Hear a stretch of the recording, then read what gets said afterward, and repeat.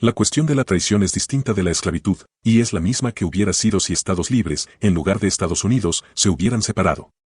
La guerra fue llevada a cabo por el norte, no para liberar a los esclavos, sino para que un gobierno, que siempre había pervertido y violado la Constitución, mantenga a los esclavos en sujeción. Y aún estaban dispuestos a hacerlo, si los esclavistas hubieran podido ser inducidos a permanecer en aquella unión. El objetivo fue simplemente que los hombres podrían legítimamente ser compelidos a someterse y sostener a un gobierno que no desean, y que la resistencia de sus partes los convierte en traidores y criminales. Ningún principio que se pueda nombrar, evidentemente, puede ser más falso que este, y fatal para toda libertad. Aún así triunfó en el campo, y se asume ahora que está establecido. Y por ello, el número de esclavos, en vez de haber sido disminuido por la guerra, ha sido enormemente acrecentado, ya que un hombre, sometido a un gobierno que él no desea, es un esclavo. Y no hay diferencia entre la esclavitud política y la esclavitud plena. Pues se les niega la propiedad al hombre sobre sí mismo y al producto de su trabajo, por otro lado, asegura que otros hombres puedan poseerlo y así disponer de él y su propiedad a sus antojos y para sus propios fines. Antes de la guerra, había razones para decir que nuestro gobierno era libre, que se respaldaba en el consentimiento. Pero nada parecido puede decirse ahora, si el principio sobre el cual la guerra fue realizada se ha establecido irrevocablemente. Si ese principio no fue propio de la Constitución, el hecho debe conocerse. Si lo fue, la Constitución misma debió ser derrocada.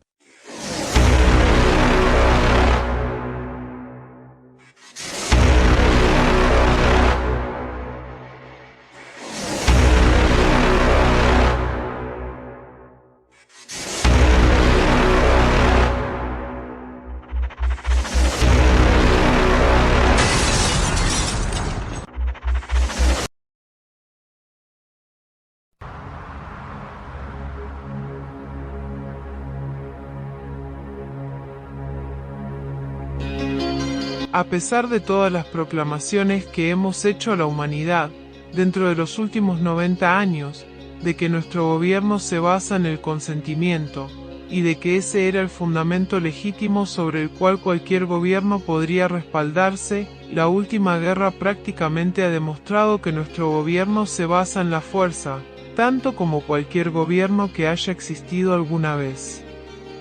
El norte, virtualmente ha dicho al mundo, estaba muy bien parlotear sobre el consentimiento, mientras que los objetivos a ser cumplidos eran liberarnos de nuestra conexión con Inglaterra, y convencer a gente dispersa y celosa, de formar una gran unión nacional, pero ahora que esos propósitos han sido cumplidos, y el poder del norte se ha consolidado, es suficiente para nosotros, como lo es para todo gobierno, simplemente decir, nuestro poder es nuestro derecho.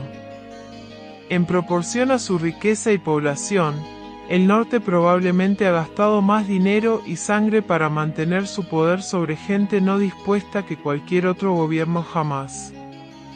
Y en su estimación, es aparentemente la mayor gloria de su éxito, y una compensación adecuada por todas sus pérdidas, y una amplia justificación para toda su devastación y matanza en el sur, que todo pretexto de cualquier necesidad de consentimiento a la perpetuidad o el poder del gobierno, fue, como el norte piensa, para siempre eliminada de las mentes de la gente. En resumen, el norte goza sin medida en la prueba que ha dado, de que un gobierno, que dice basarse en el consentimiento, gastará más vida y tesoro en aplastar al disenso, del que cualquier gobierno, abiertamente respaldado en la fuerza, ha gastado jamás.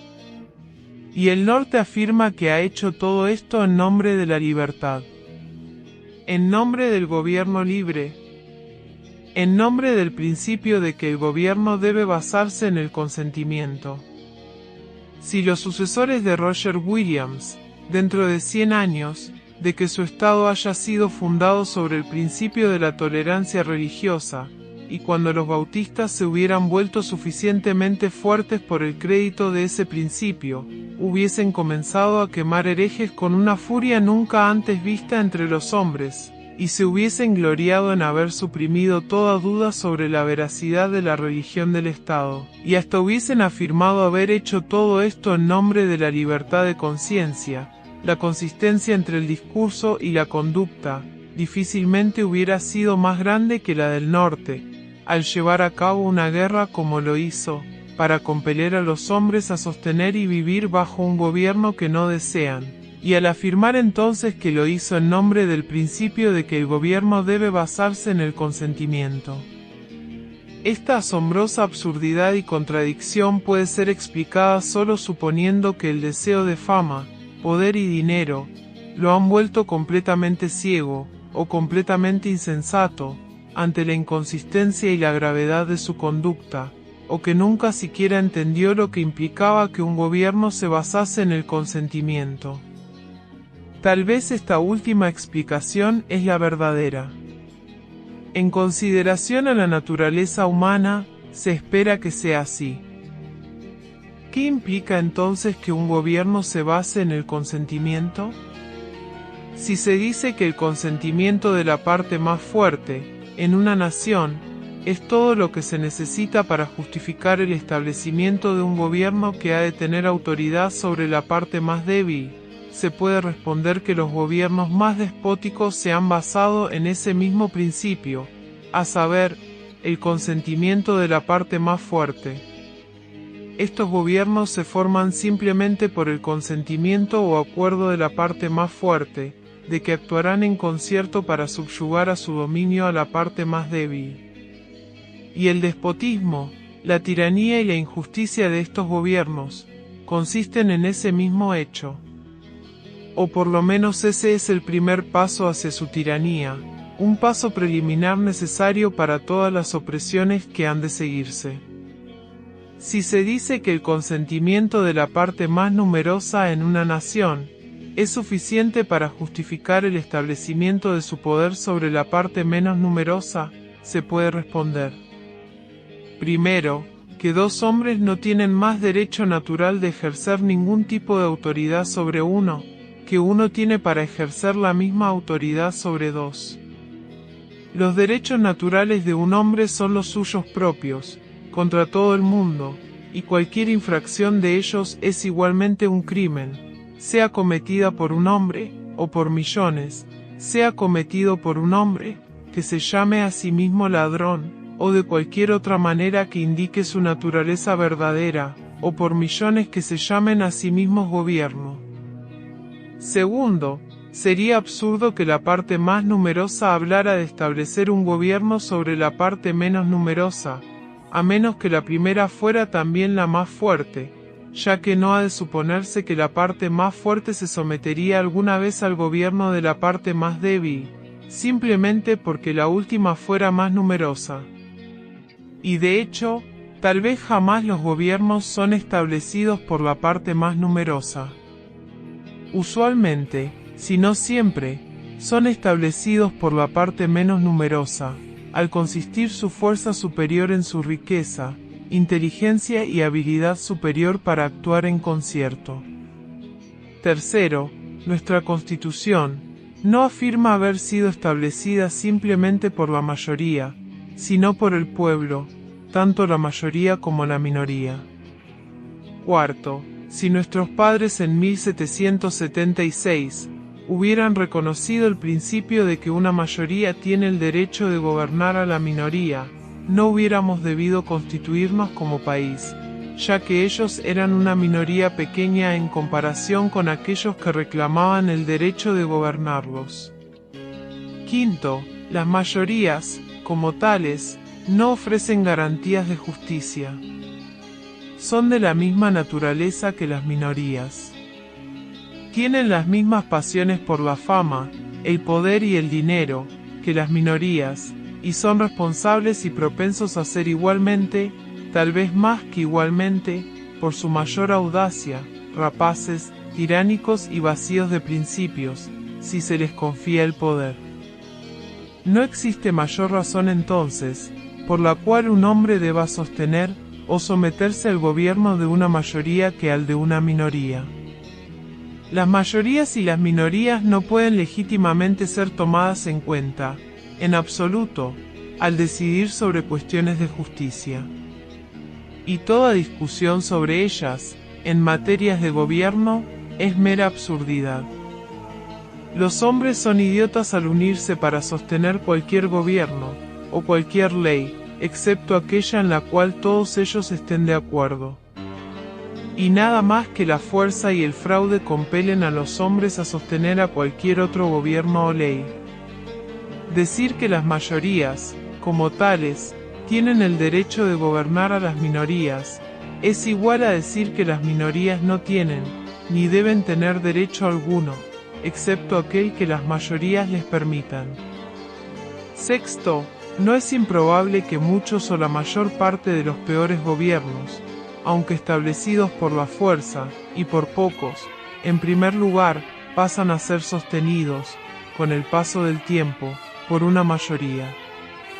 Pero si es así, esta mayoría está compuesta, en gran parte, de los más ignorantes, supersticiosos, tímidos, dependientes, serviles y corruptos del pueblo, de aquellos que han sido abrumados por el poder, la inteligencia, la riqueza y la arrogancia, de aquellos que han sido engañados por los fraudes, y de aquellos que han sido corrompidos por las incitaciones, de aquellos que realmente constituyen el gobierno. Tales mayorías, muy probablemente, podría encontrarse en la mitad, tal vez 9/10, de todos los países del mundo. ¿Qué es lo que prueban? Nada más que la tiranía y la corrupción de los mismos gobiernos que han reducido a porciones tan grandes del pueblo a su actual ignorancia, obsecuencia, degradación y corrupción, que es ilustrada en el simple hecho de que en verdad sostienen gobiernos que los han oprimido, degradado y corrompido. No hacen nada para probar que los gobiernos son en sí legítimos, o que deben ser sostenidos, o siquiera soportados, por aquellos que entienden su verdadera naturaleza. El mero hecho, por lo tanto, de que un gobierno pueda ser sostenido por una mayoría, no prueba nada que necesite ser probado, de tal forma a saber si un gobierno debe ser sostenido o no.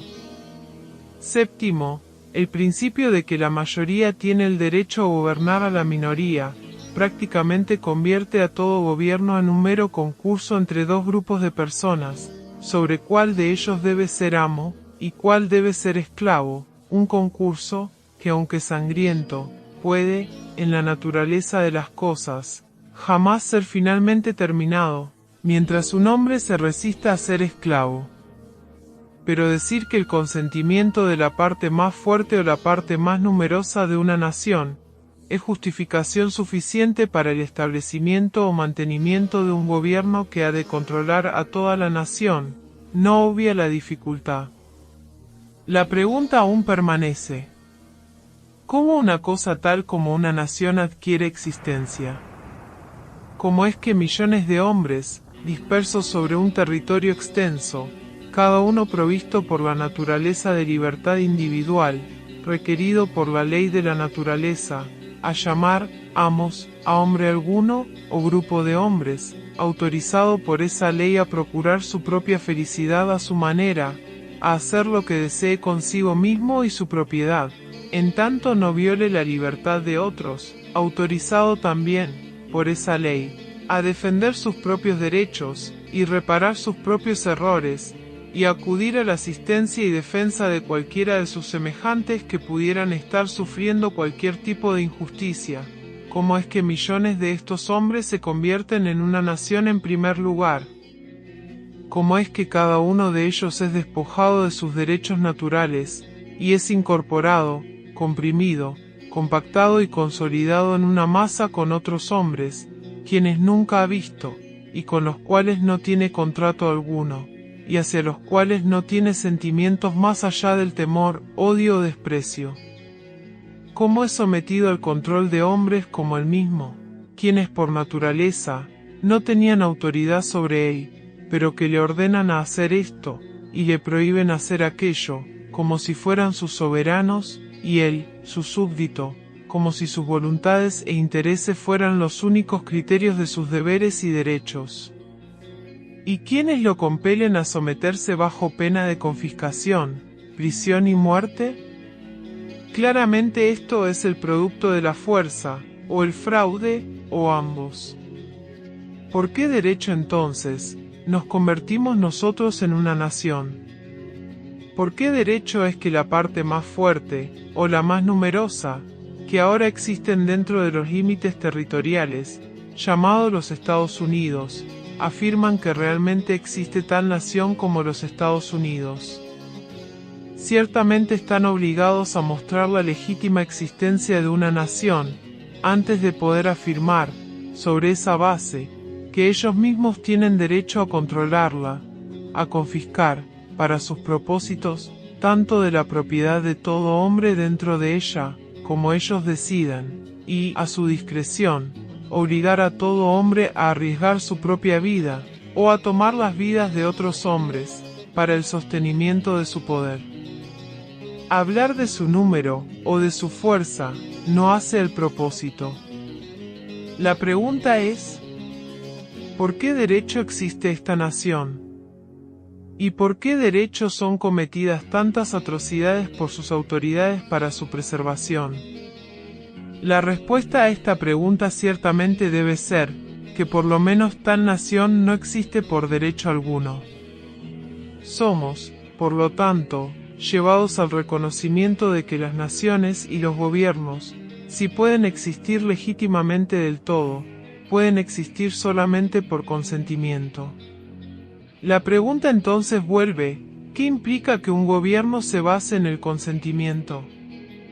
Manifiestamente esta única cosa, por no decir nada de las otras, es necesariamente supuesta en la idea de que un gobierno se base en el consentimiento.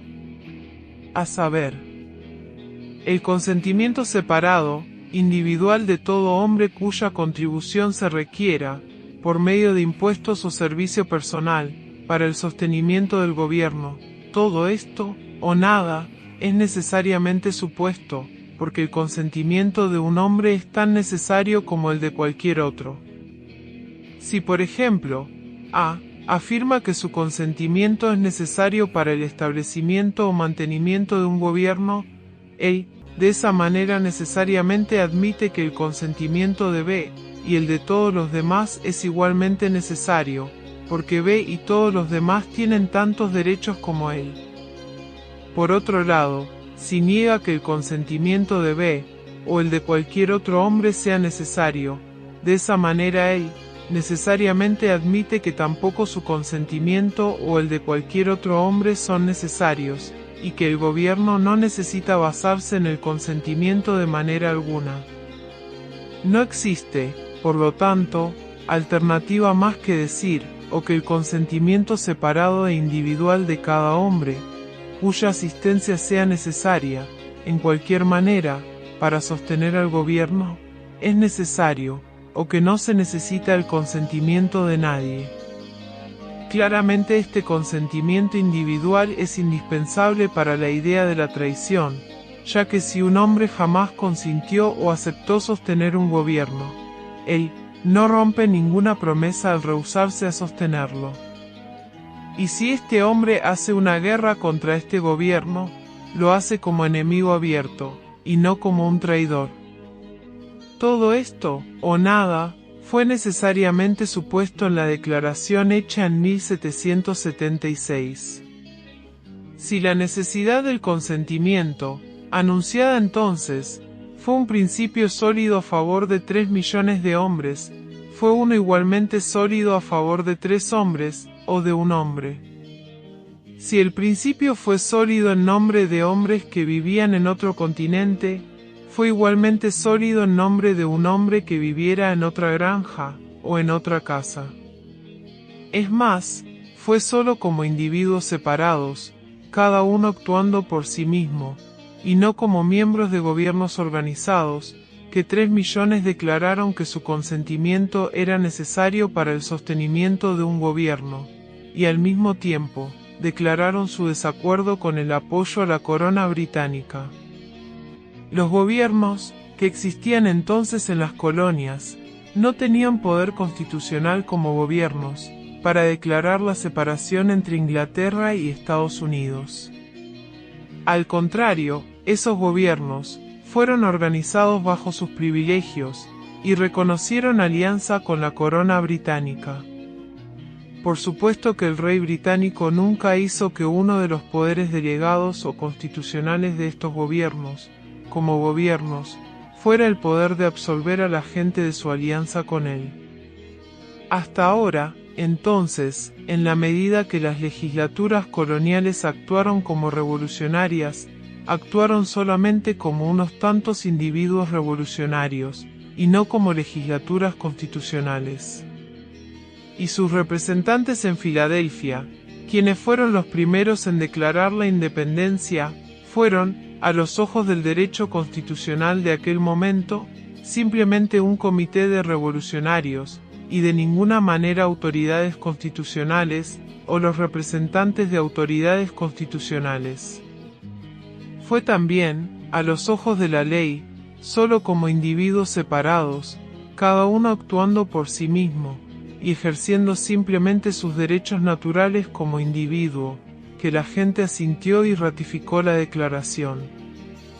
Fue también como individuos, cada uno actuando por sí mismo, y ejerciendo simplemente sus derechos naturales, que revolucionaron el carácter constitucional de sus gobiernos locales, de manera a excluir la idea de alianza a Gran Bretaña, cambiando su forma solamente, como y cuando su conveniencia lo dictó.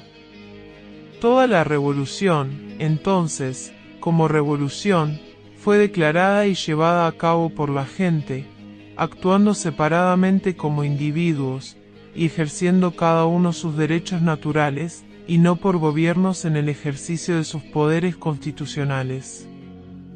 Fue entonces como individuos, y solo como individuos, cada uno actuando por sí mismo, que declararon que su consentimiento, es decir, su consentimiento individual, ya que cada uno podría consentir solamente por sí mismo, era necesario para la creación o perpetuidad de cualquier gobierno que legítimamente pudieran ser llamados a sostener. De la misma manera cada uno declaró, por sí mismo, que su propia voluntad, placer y discreción, eran las únicas autoridades que tenía necesidad de consultar, en determinar si seguiría apoyando el gobierno bajo el cual siempre había vivido. Y si esta acción de cada individuo era válida y legítima al tener tantos otros individuos que lo acompañaban, hubiera sido a los ojos de la justicia y el derecho natural, igualmente válido y legítimo, si él hubiera dado el mismo paso solo. Él tenía el mismo derecho natural de tomar armas para defender su propiedad contra el recaudador de impuestos, que tenía de tomar armas en compañía de 3 millones más, para defender la propiedad de todos contra un ejército de recaudadores de impuestos. Así toda la revolución giró, afirmó, y en teoría, estableció, el derecho de todos y cada uno de los hombres, a su discreción, de liberarse a sí mismo del sostenimiento del gobierno bajo el cual vivía. Y este principio fue afirmado, no como un derecho propio de ellos mismos, o de ese tiempo, o como aplicable solamente a gobiernos que existían entonces, sino como un derecho universal de todos los hombres, en todos los tiempos, y bajo todas las circunstancias. Jorge III llamó a nuestros ancestros traidores por lo que hicieron en ese momento. Pero ellos no fueron traidores de hecho, sin importar cómo él o sus leyes los llamaron.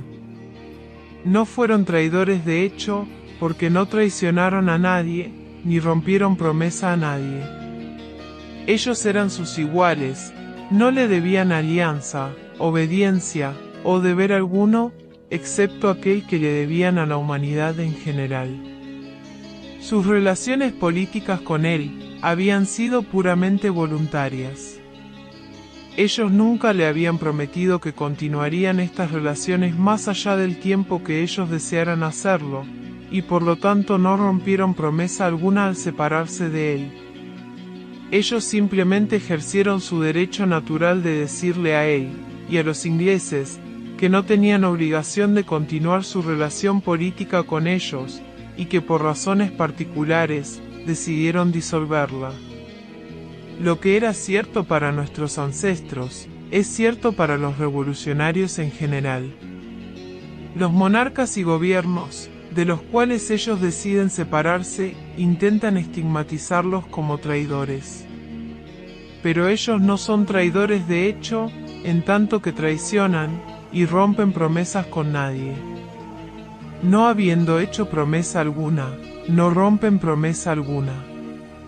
Ellos son simplemente hombres, quienes por razones particulares, buenas o malas, sabias o erradas, es irrelevante, deciden ejercer su derecho natural de disolver su conexión con los gobiernos bajo los cuales han vivido. Al hacer esto, ellos no cometen el crimen de traición, el cual necesariamente implica la ruptura de una promesa o un engaño, como si un hombre cometiera traición cuando decide abandonar una iglesia, o cualquier otra asociación voluntaria con la cual él ha estado conectado. Este principio era verdadero en 1776. Es verdadero ahora. Es el único principio en el cual cualquier gobierno legítimo puede basarse. Es el principio en el cual la Constitución misma profesa basarse. Si no descansa realmente sobre esta base, no tiene derecho a existir, y es el deber de todo hombre levantar su mano contra ella. Si los hombres de la Revolución planearon incorporar en la Constitución las ideas absurdas de alianza y traición, que ellos una vez repudiaron, contra las cuales habían luchado, y por las cuales el mundo había sido esclavizado, ellos así establecieron para sí mismos un reclamo indiscutible de repugnancia y desprecio de toda la humanidad.